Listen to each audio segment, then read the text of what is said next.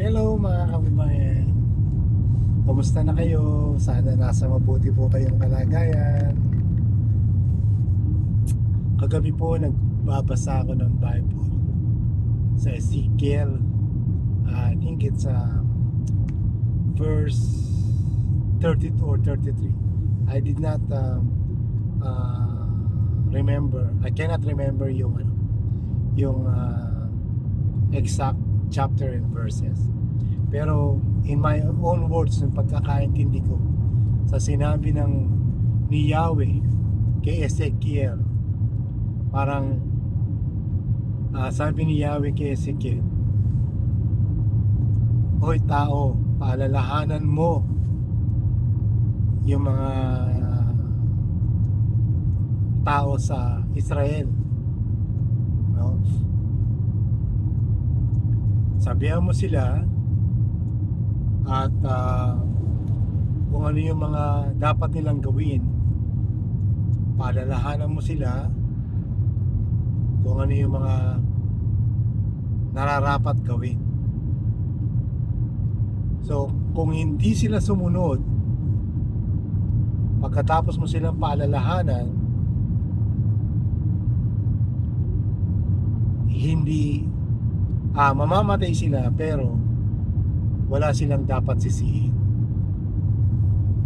Yun yung ganun yung intindi ko sa sinasabi ni Yahweh kay Ezekiel. Kumaga parang kapag ka sumunod ka sa paalala sa'yo o sa sinasabi sa'yo, especially ng magulang mo, no, is mabubuhay ka. So ano yung ibig sabihin nun? Ibig sabihin, sa pagkakaintindi ko po is ano man ang mangyari, yun ay isa sa ikabubuti mo. At kung meron mang hindi magandang mangyari, uh, pwede mo silang balikan o tanungin, o di naman actually sisihin, but basically is meron kang babalikan kung anong tanungan na mangyari, mabuti o hindi o maganda ang mabuti at hindi mabuti. Meron kang basihan kung bakit mo ginawa ang isang bagay. Sorry po. Pero kung hindi ka sumunod sa paalala, sa payo, sa advice, no? Kapag may nangyari, wala kang ibang dapat sisihin kundi sarili mo. 'Di ba? So nasa Biblia, kung hindi mo susundin o gagawin ang nararapat na bagay na sinasabi sa iyo at hindi naging maganda ang resulta, wala kang dapat sisihin kundi sarili mo. Diba? Totoo naman. Kung i-apply naman natin yun sa ibang bagay, yung ang sinasabi ko lagi, na